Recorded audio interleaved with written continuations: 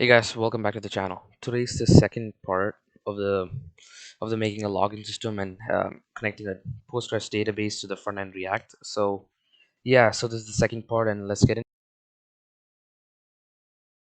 So one of the first changes we need to make from the last video is that we need to add these two lines to our package.json in our server folder. Okay, the server folder. I've made the mistake of adding it to my client folder before. It's not a fun time. So this so at the start and add these lines to it, so dev and I will explain what these do in just a second, but come on. Okay, so this saying is so when you run npm start, the command that it's going to look for and run is this command, but when you do npm run dev, because this has the dev, this is a dev command, it's going to run this because we installed node1 as a dev dependency. Okay, now that we do that, the second thing that we need to do is install Postman. We need this to test our backend. We need this to test out our backend API. It's very easy to test it out this way. So please install this and set it up. Okay. So now that we've made those small changes, now we're ready to start running our main server code, or the first part of it. So first we can start by importing express is equal to require express. What is it's just gonna automatically load express onto our project like this. Once you've done that, it can also load cores, just cross origin resource sharing, which is good. Okay, so now that we have loaded all these packages into and we have stored them into these variables, what we can do is we can make another variable called app, which is going to be our server, and let's make that into an express object. That means you'll have all of the methods that express has to offer. Now let's set up our middleware. Actually, let's just yeah, start with middleware. So first, the first middleware we need to set up is express.json. What this says is basically if we or if the server ever gets any like JSON requests, then it will tell the server that okay, so this how you interpret this request and tell that that is JSON and everything like that. Next, we need cores. Cores is basically just give me 1 second. Okay, so what this says, so for example, if our front end is at localhost 3000, which it is going to be, and our backend it's just going to be at port 4000, then that means that this communication is considered to be unsafe. That's why course blocks this kind of communication. So so the way we make sure that course doesn't block it is by using this middleware, so that when we get a request from another URL, course realizes that okay, so this is safe and we can let it pass through. Okay, that is why we need that. Then we can just do app dot listen, and let's do port 4000, and let's make a simple callback function. And what this says is okay, console.log server on 1 second, guys, server on localhost 4000, because the port we specified here is localhost 4000. So now let's define some routes so that we'll be able to return and request data and or define endpoints for the server. Let's do app.post first of all. Actually, app.get, and let's do a simple endpoint saying add user. Okay, let's do a request and response, and here, and this function is where we can define what we do with the request. And for now, all we're going to do is basically console.log the request.body. So basically the body of the request, and let's just response means what we send back to the client. Let's just send the same thing. Or actually, let's just do response received, and then let's concatenate it to request dot body. Okay, let's put a colon here just for readability. Okay, now our basic server is set up. So now if we want to use it, we have to first open up our terminal. Now, and make sure you guys are like in the server folder, because normally when the terminal opens up, it'll be in the root directory, which is the login system. So you gotta so you guys gotta cd into the server folder. Once you guys have done that, you can do npm run dev. This works because we have defined it in the package.json right here, dev. So once you run this, you press enter. This is gonna take a minute, but if we see server on localhost 4000 getting printed out, then it means that okay, yes, as you can see, our server is up and running properly. So now we can open Postman, go into our user.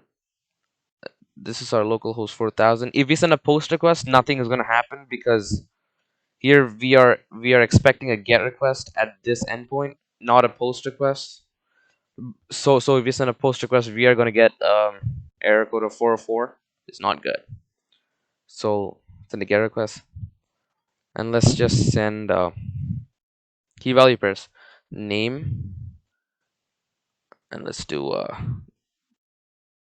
John. Okay, or JSON, and let's just do age.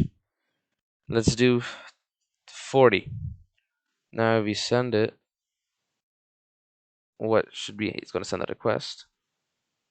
And status 404 not found. Why?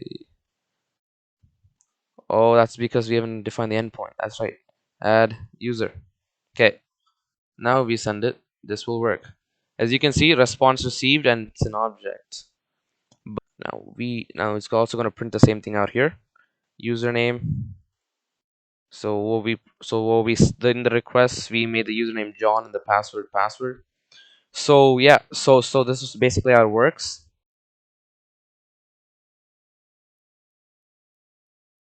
Hey, okay, so now let's start from where we left off last time. So now let's start in and integrate our database. So the first step to that is first creating a database file or database.js file, and inside our database.js file we can add a and now we can write all of our database or make a connection here. So let's make a first make a pool object. So let's use the construct thing, and let's do let's do require, right? Require pg. So pgc orm we're going to use. So what we're doing here is taking everything from pg and putting it into this object. We're creating an object here and taking everything from pg and putting it into this. Okay, so now what we need to do is we can make another variable pool that is going to equal to new pool. So we're making a new instance. So I'm going to do this, and these are the properties of pool. So first we're going to have a username, user, which is going to be Postgres. That's my user. By the way, this user should be your user, like from your Postgres database which you make. So let's make up your password minus this 2 3, and our host for now it's probably going to be localhost, because I'm pretty sure none of you, or at least I'm not hosting it anywhere.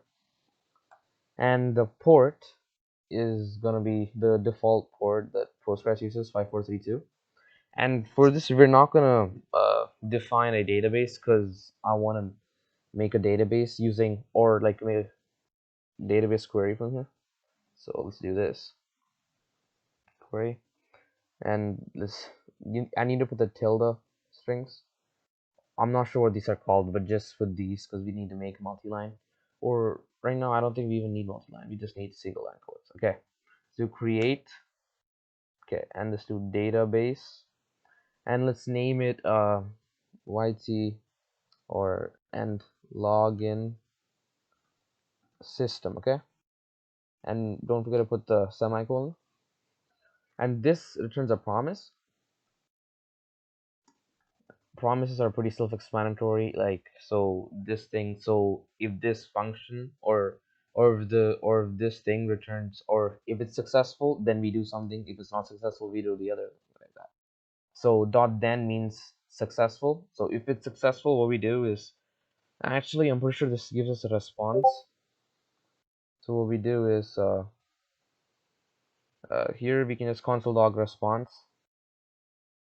We can also, just to make sure to get an indication that it worked, so it's also console log the database database created, because these responses are pretty cryptic sometimes, most of the times actually, but so, and they do look like errors, but it's fine. And we're just gonna have what this thing is. Oh, caps lock us on, sorry. And the cat gives us an error, so we can just console dot log error. Okay, now we save this. This should work. Before we do anything, let's just module dot exports this. So we're basically making this a module, okay, or we're making this pool variable a module, and now this should work. So now we open up our terminal. Sorry about that, guys. Now we need to cd into our server and the CLS. Okay, and now let me just increase this. And now let me just yeah. So now let's do node, because we just want to run this file all on its own. The second, it's taking a bit to load. Yes, as you can see, database.js. So when I enter, this should work. Yes, database created, and now this is the server response, or the response we're console logging it. So now we go into my pg4admin, and now if I refresh this, as you can see, yt login system is here, because that is the name that we gave it, right? So now we just created a database. So now we can do the same thing, and we can just change the query. Actually, let's just create a separate query. Const create table table query, and let's put these quotes, means it's like a multi-line string. From here, I've already made the query here, so let me just copy this and let me just paste this in right here. This is the query. So now, we can just substitute this and just do create table query, and instead of this we can just say table created, and now we'll be able to specify a uh, a table or a database, because we can't just create a table outside of a database, right? So we need to find the name, which is, I'm pretty sure it's YT login system. I just don't want to get the spelling wrong. C login SYSTM. This is the database name. So we save this, and now if we run this, this should create a database. Yes, so response. So table has been created. So now we go into our thing and we open our schema, go into table accounts right here. So now so now the table has been created, because I named it accounts, because we're making a login system here. So the accounts does work. So now we know this works. So yeah, now let's make it so that we can enter data into this. Just 1 second. So yeah, this is simple query. So what this query is basically saying is create a table, and with these things, so the first thing is user ID. So because we need to give each user a separate ID, so we can differentiate them. So for example, if we have two John Smiths, they both will have a different ID. So we could have a John Smith with ID of 2, and there will be a John Smith with an ID of 3. So they can have the same username and password, but their ID will be different. Okay, that's why we differentiate them. our username. So this is stands for varying characters, and then the max amount is 50, and it can be unique, but it cannot be null. Same thing for this password, varying characters, max amount of characters 50, unique, not null. So this is the basic query. So yeah, in the next part we will be taking of how to like get data from the request. And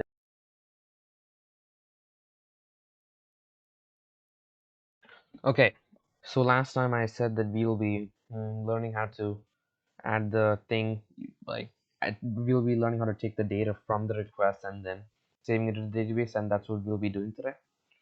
So first we need, let's go into our server.js file, and no, let's not actually delete this. Let's change, instead of get, let's make this post. Because REST API says if you want to create resources, we need to make it a post request, and everything else is fine, but except for, because we modules are exported this, what we need to do is basically we need to const pool is equal to require uh require no we need to require dot slash database, because we modules are exported it. So I'm pretty sure, I don't think we need these queries anymore in our database. I don't want to clutter the code, so I'm just gonna delete this and delete this as well. All we really need in this is this code. Also, why do we need this? I'm not sure why we did that. I'm pretty sure it auto imported it because I probably wrote a keyword, but I'm not sure. Okay, now we have this. What we're gonna do is simply sort of this. We use this console to log this. But before any of this, we need to first let's create two uh, uh, variables to username, which is equal to request.body, and then let's index it for username. Because the formatting of data we'll be expecting is a JSON object, and that's why, so then we can just index out the username key, right? So we can do the same thing for the password, create password right here, and let's just index it out for the password. It's that simple. So now, just to make sure that, just for the sake of debugging, we should probably print out some code just to know what the username and password is. I mean, it's not needed, but I like to do this just so that if there's some error, we'll be able to find out what it is by looking at the values of this, if the error is in this. Okay, so now we save, gonna format it. So now, because we have pool, we can make a query. Pool dot query, and let's write the query. So here, let's insert, no, actually, const, what is happening to me today? Const insert t, okay, is equal to, and I've written down the statement right here. So we copy this, paste it in. This matches the username and matches our password. This is good. Okay, so now let's pull the query, insert statement, and let's make a response. Actually, okay. So now we can simple arrow function. Oh, actually, this is a callback. What am I doing here? Sorry, guys. Okay, response, and simple promise. Let's just do console dot log response. Also, before this, let's just console dot log uh, data saved. Okay, now let's catch errors. Just 1 second, guys. Okay, so let's catch any errors if we do get any, which I'm pretty sure we won't, but just to be safe. Error. Okay. By the way, this variable stores the error that we get, and this response is the response. So it's provided by the PGORM. So yeah, we save it. Should work. So now all we need to do, let's open up Postman and add user and pick a post request. Because you'll be expecting a raw JSON. I don't know where. Yeah, right here. JSON. What we're supposed to do is just make this, and let's add username. We have to make sure that this matches. I'm pretty sure it did. I have no idea why I just copied this, but okay. And let's just make it John. Okay. And the password, let's make it John 123. Okay. So this is our data ready to go. And so before we do anything, we have to start the server again. Let's just do npm run dev. We run this, our server will start running again. It will just take a second. Yeah. So the server successfully started. Now we send this 3 2.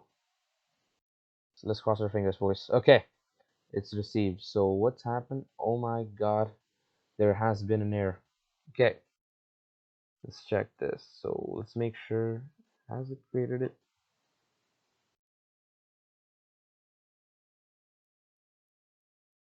It's loading. Just 1 second, guys. And as you can see, sorry about that, but I made a silly mistake.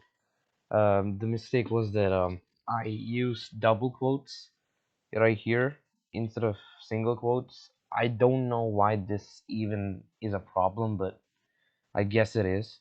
So please change these the double quotes which were here into single quotes, and then it will work fine. I still am baffled by this, by how silly this error is, but okay. So now we test it out. Once you guys have changed that, is change something else. Let's do Mary. Okay, and let's do 1 2 3 4 5, and if we send this, okay, so now we look at this, it gives us some data on what the thing is. So username, password, it's an insert statement, all this stuff. But if we go into our database and if we refresh, one, like, it's the second, it's the ID Mary, and then the password 1 2 3 1 2 2 3 4 5. I meant to do 1 2 3 4 5, but that happened. I'm not really sure why. It doesn't really matter, but as you can see, so this works. I'm pretty sure that was the silliest mistake I've ever made, but yeah. So this is how you do it. So I'm pretty sure you guys can understand the basic logic of what this is. So you basically send from the front end, you basically send a HTTP request, which is in JSON format to the backend, and then this gets it, and does this thing. So all we have left to do is basically write the front end and learn a bit about axials and HTTP and fetch. So yeah, this is a basic thing. So yeah, thank you for watching the video, and yeah, next video we'll be doing a lot more fun stuff about React and front end. So yeah, I'll stay tuned, and next video will probably be later today or something. So yeah, yeah.